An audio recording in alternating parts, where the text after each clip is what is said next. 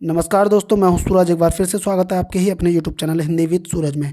तो दोस्तों, जैसे कि आप सभी को पता है कि रात के 8 से साढ़े 8 बजे के बीच मेरी हिंदी व्याकरण टेस्ट सीरीज, जिसमें मिक्स क्वेश्चन सारे हिंदी व्याकरण के चैप्टर से और साहित्य से उठे हुए प्रश्नों की एक सीरीज आती है दोस्तों, जिसमें आपको 20 से 25 प्रश्न देखने को मिलते हैं और वो प्रश्न आपके पूरे हिंदी सब्जेक्ट को रिवीजन करता है दोस्तों। तो इसमें पहला प्रश्न देखोगे 20वां प्रश्न, क्योंकि ज़्यादा समय ना लेंगे और ज़्यादा समय हम अपने टॉपिक पे ही बात करेंगे। व्यंजन संधि है, 20वां सवाल है। व्यंजन संधि है लघुत्तर में, नमस्ते में, संतोष में और महोज में। तो आप सभी को पता है इसका सही आंसर क्या हो जाएगा, संतोष हो जाएगा। सम प्लस तोष में कौन सी संधि होती है, व्यंजन संधि होती है। महोज में देखो स्वर संधि की आयादी संधि है। नमः प्लस ते विसर्ग संधि होती है। लघु प्लस उत्तर में स्वर संधि होती है दोस्तों। अब पढ़ते हैं आगे। 21वां प्रश्न आ रहा है। देखो लघुत्तर वैसे गलत लिखा हुआ है, इसको याद रखना। अगर आपको सर्व बनाना है ना, तो दोस्तों लघु प्लस उत्तर ऐसे बनाना पड़ेगा, ठीक है। तब जाके ऊ प्लस ऊ बड़ा ऊ बनेगा। 21वां सवाल आ रहा है दोस्तों, दैत्य प्लस अरि दैत्यारी उदाहरण है। व्यंजन संधि का, स्वर संधि का, विसर्ग संधि का, इनमें से कोई नहीं। तो दोस्तों आप सब पता ही होगा, तो इसमें कौन सी संधि चली जाएगी, स्वर संधि चली जाएगी। क्यों? देखो यौ में अ है और पीछे देखो अरि में भी अ है। जब अ और अ मिलता है तो आ बनता है, ठीक है दोस्तों। आ बन जाएगा तो दैत्या हो जाएगा। क्या बन जाएगा? दैत्या और री, दैत्यारी शब्द बन जाएगा दैत्यारी। अगला आ रहा है हमारा 22वां सवाल। किस क्रमांक का शब्द तत्सम है? मक्षिका, मीत, मुट्ठी और मोर। तो दोस्तों इसका सही उत्तर हो जाएगा ऑप्शन ए हो जाएगा, क्योंकि मक्षिका जो तत्सम है वो किसका होता है दोस्तों, मक्खी का होता है। याद रखेंगे सभी लोग। मोर के लिए मयूर का यूज करते हैं, लेकिन एक चीज यहाँ पे याद रखना, देखो मीत तद्भव शब्द है। ये सबसे महत्वपूर्ण प्रश्न आया। मीत, मीत हमें लगेगा ये मित्र के लिए तत्सम होता होगा, लेकिन ये तद्भव शब्द है, याद रखना आप सभी लोग। अब अगला प्रश्न आ रहा है, 23वां प्रश्न आ रहा है हमारा, कर्मधारय समास का उदाहरण है। तो आप सभी जानते हैं कि समास कितने होते हैं दोस्तों। समास का अभी एलटी में क्या पेपर आया है, समास का शाब्दिक अर्थ क्या, संक्षेप होता है, सभी को पता होगा ये तो, है ना। समास का शाब्दिक अर्थ संक्षेप होता है, ये था। अब देखो समास 6 होते हैं। तो अव्ययभाव समास होता है, फिर तत्पुरुष होता है, फिर कर्मधारय होते हैं, फिर द्विगु होते हैं, द्वंद्व होते हैं और बहुब्रीहि समास होते हैं। तो लेकिन ये पूछ रहा है कर्मधारय समास। अब कर्मधारय में भी अगर आपको पता है उपमान उपमेय, क्या दोस्तों, उपमान उपमेय को अगर आप जानते हैं तो ये प्रश्न आपके लिए और ईजी हो जाएगा। उपमान उपमेय होता है, या फिर हम बोलेंगे विशेषण विशेष पाया जाता है इनमें, ठीक है। तो उत्तर पद प्रधान होता है वैसे भी। अब बोलेंगे कर्मधारय समास का उदाहरण है, यथाशक्ति, स्वर्ग प्राप्त, पर्णशाला, शीतोष्ण। तो दोस्तों इसका सही उत्तर जाएगा पर्णशाला। पत्तों की बनी शाला है, पत्तों का घर, ठीक है। घर की विशेषता क्या है कि वो पत्तों का। उपमान उपमेय, देखो उपमेय क्या है इसमें, शाला। शाला क्या है देखो, उपमेय है। और पर्ण क्या है, उपमान है, उपमान है दोस्तों। स्वर्ग प्राप्त में कौन सा समास है, शीतोष्ण में द्वंद्व समास होता है। स्वर्ग को प्राप्त में तत्पुरुष समास, तत्पुरुष समास। यथाशक्ति में अव्ययभाव समास, ठीक है दोस्तों। आगे बढ़ते हैं अगले प्रश्न की तरफ। 24वां प्रश्न। उपसर्ग वे शब्दांश हैं जो शब्द के बाद जुड़ते हैं, शब्द के पहले जुड़ते हैं, शब्द के बीच में आते हैं, शब्द कोई शब्दांश नहीं जुड़ते। तो दोस्तों इस प्रश्न को आप सभी जानते होंगे, ऑप्शन 20 का राइट है। शब्द के पहले जुड़ते हैं उपसर्ग, शब्द के बाद जुड़ते हैं प्रत्यय, ठीक है दोस्तों। याद रखना इस चीज को। आगे बढ़ते हैं। 25वां सवाल देखो क्या आ रहा है, गंजेड़ी शब्द में कौन सा प्रत्यय है? एड़ी प्रत्यय, इड़ प्रत्यय, अड़ी प्रत्यय और इड़ी प्रत्यय। तो दोस्तों आप एक चीज समझ के चलना, सबसे ज़्यादा कंफ्यूजन आप दोनों को इन दो में ही होगा देखने को। तो इसका सही उत्तर क्या हो जाएगा, ऑप्शन सी इसका राइट आंसर हो जाएगा। क्योंकि देखो ऊपर देखो एक मात्रा लगी है, जब एक मात्रा लगी है तो ए रखेंगे। यहाँ पे अगर दो मात्रा होती है तो तब जाके हम इसको चूज कर लेते हैं, लेकिन वहाँ पे एक मात्रा लगी थी, जिसके कारण हम एड़ी को प्रत्यय को सही मानेंगे दोस्तों। 26वां सवाल हमारा क्या बोला, किस शब्द में अनु उपसर्ग, उपसर्ग देखो शब्द के आगे लगता है, नहीं है, अनु उपसर्ग नहीं है। अन्वेषण, अनुरित, अनुवर, अनुर्वर और अनुनय। तो दोस्तों इसका सही उत्तर क्या हो जाएगा, आप लोग सभी बताएंगे। तो दोस्तों इसका सही उत्तर है ऑप्शन ए, अन प्लस उर्वर होता है इसका, ठीक है, अन प्लस उर्वर। तो अन आएगा इसमें, ना कि अनु, ठीक है। ये हमारा गलत हो जाएगा, मतलब अनु उपसर्ग का प्रयोग नहीं हुआ है। बाकी अन्वेषण में अनु होता है, अनुरित में अनु होता है और अनुनय में भी अनु उपसर्ग होता है। आगे बढ़ते हैं आपके 27वें प्रश्न की तरफ दोस्तों। जब दो शब्दों में एक सार्थक दूसरा निरर्थक हो तब वहाँ लगाया जाता है उद्धरण चिन्ह, योजक चिन्ह, प्रश्नवाचक, विस्मयादि सूचक, ठीक है। बोला जब दो शब्दों में जब दो शब्दों में एक सार्थक दूसरा निरर्थक हो तब वहां लगाया जाता है उद्धरण चिन्ह, योजक चिन्ह, प्रश्नवाचक, विस्मयादि सूचक। तो बहुत अच्छा प्रश्न है दोस्तों ये। इसका सही उत्तर क्या हो जाएगा? योजक चिन्ह। ठीक है, आपने देखा होगा कंकड़ पत्थर, है ना, एग्जाम्पल मैं आपको बता रहा हूँ, है ना, कई सारे ऐसे शब्द आते हैं।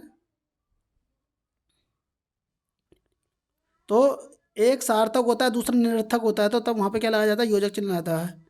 आपने सुने होंगे ऐसे, चाय वाय पी लो, तो चाय वाई, बीच में योजक चिन्ह। ठीक है दोस्तों, 28वां प्रश्न आ रहा है, आचार्य रामचंद्र शुक्ल के अनुसार कबीर ने अपनी साखियों में सद्दू ककड़ी भाषा का प्रयोग किया। सद्दू ककड़ी से उनका अभिप्राय है ब्रज भाषा मिश्रित पूर्वी बोली, ब्रज भाषा मिश्रित खड़ी बोली, राजस्थानी पंजाबी मिली खड़ी बोली, 5 भाषाओं के मिश्रण वाली भाषा।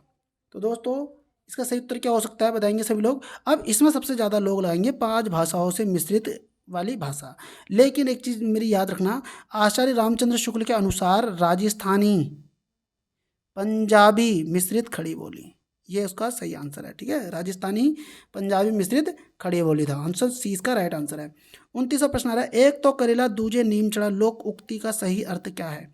नीम की चढ़ी करेले की बेल विषाक्त होती है, करेले खाए तो नीम पर ना चढ़े, करेला और नीम दोनों कड़वे होते हैं, किसी दुर्जन के साहचारी से दुष्ट व्यक्ति और दुष्ट बन जाता। तो ऑप्शन डी इसका राइट आंसर है इसमें, क्योंकि विकल्प इस तरीके के दिए हैं, आराम से ये क्वेश्चन छट जाएगा।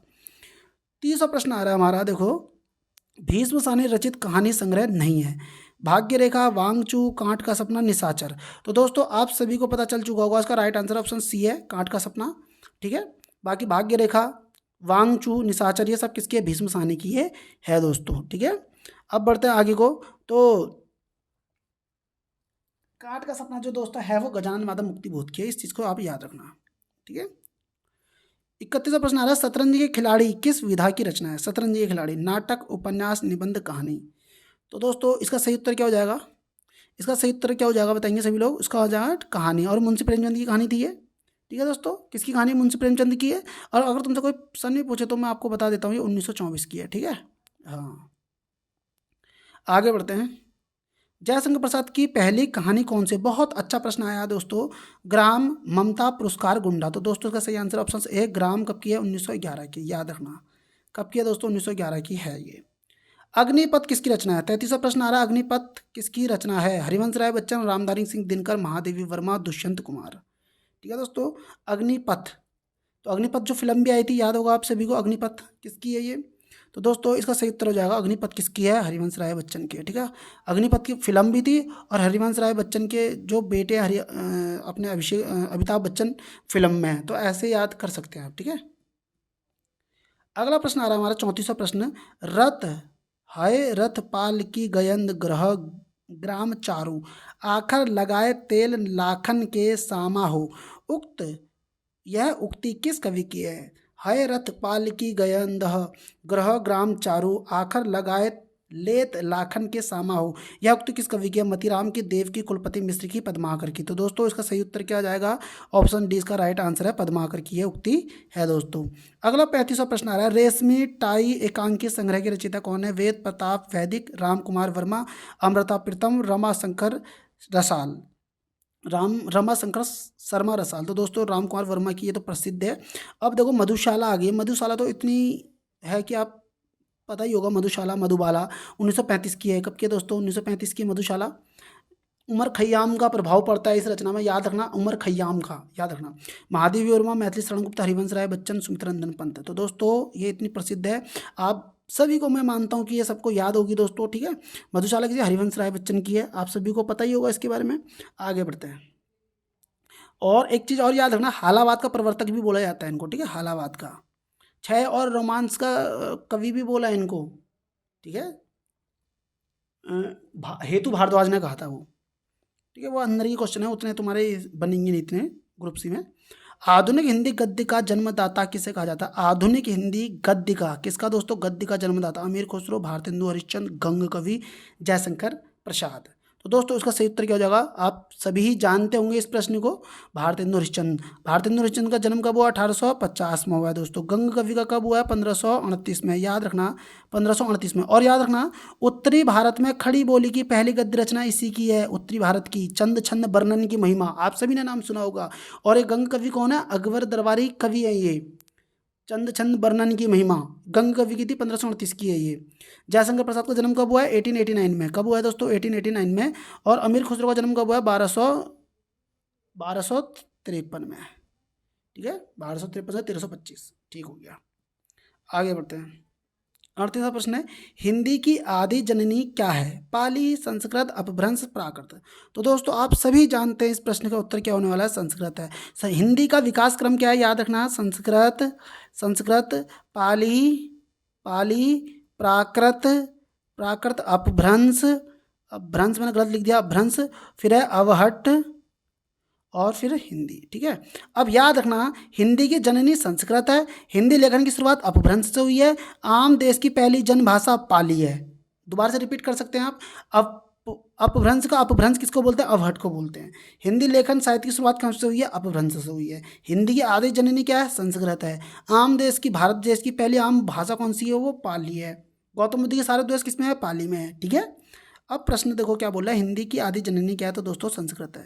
ठीक है, और याद रखना एक चीज़ और याद रखना, प्राकृत को एक 3 कैटेगरी में बांटा गया है, प्रथम प्राकृत, द्वितीय प्राकृत और तृतीय प्राकृत। अगर ऐसे पूछ लिया जाए तुमसे कि प्रथम प्राकृत कौन सी, तो प्राकृत होती है, सॉरी द्वितीय प्राकृत किसे बोलते हैं, तो अपभ्रंश को बोलते हैं। किसको बोलते हैं, अपभ्रंश को बोलते हैं। और तृतीय प्राकृत किसको बोलते हैं, अवहट को बोलते हैं। याद रखना इस चीज़ को भी, तृतीय अपभ्रंश तृतीय प्राकृत किसको बोला जाता है, अवहट को, द्वितीय प्राकृत अपभ्रंश को, और प्रथम प्राकृत प्राकृत को। इस चीज़ को जरा सा आप लोग याद रखना।